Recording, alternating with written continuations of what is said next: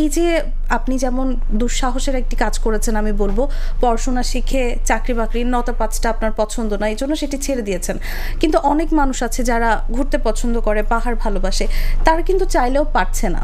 তাদের উদ্দেশ্যে বা তারা বেড়াতে পছন্দ করে, তাদের উদ্দেশ্যে আপনার কি বলার আছে? অবশ্যই আমরা যদি পর্যটনের ক্ষেত্র বলি, বাংলাদেশে কিন্তু ঘোরার জায়গা খুবই কম বর্তমানে, পারিপার্শ্বিক পরিস্থিতির কারণে ঘোরার বিকল্প কিন্তু খুবই কম। ইভেন বাংলাদেশে ঘোরাটা কিন্তু এক্সপেন্সিভও। আপনি যদি দেশের বাইরে ঘুরেন, যেমন যদি ইন্ডিয়ান বর্ডার খোলা থাকতো, ইন্ডিয়ার ভিসা খোলা থাকতো, আমরা যদি ইন্ডিয়া ভ্রমণ করতাম, ইন্ডিয়া ভ্রমণটা খুবই সহজ এবং খুবই কম ব্যয় সাপেক্ষ।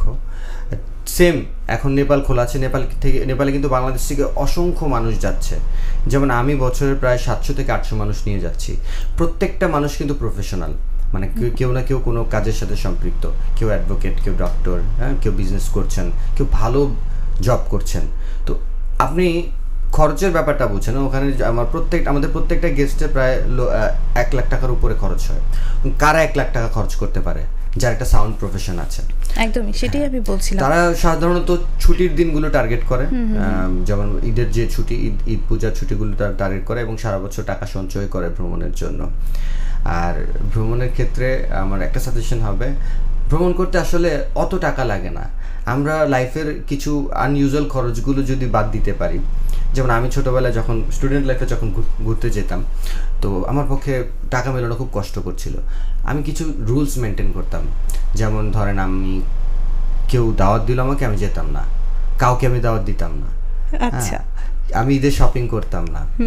তো আপনার প্রায়োরিটি সেট করতে হবে। আসলে ভ্রমণটাকে যদি আপনি প্রায়োরিটি সেট করেন, যেমন আমাদের এখন মৌলিক যে চাহিদাগুলো, খাদ্য, বস্ত্র, বাসস্থান, চিকিৎসা, শিক্ষা, এর সাথে কিন্তু বিনোদনও সম্পৃক্ত হয়েছে।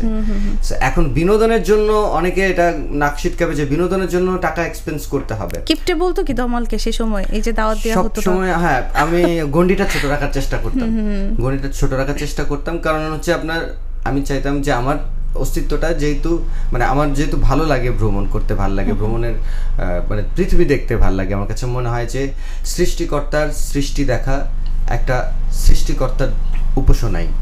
কত সুন্দর করে উনি পৃথিবী এবং আমাদের মানুষের জন্য, পৃথিবীর সৃষ্টির সেরা জীবের জন্য অনেক কিছুই করেছেন।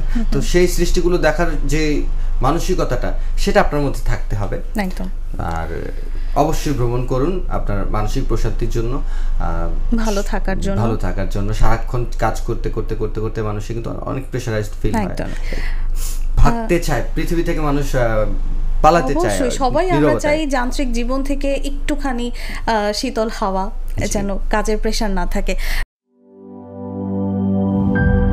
দুধার চকলেটে একাকার হয়ে ওঠা প্রাণ লেয়ার সম্পর্কের মিষ্টি ম্যাজিক।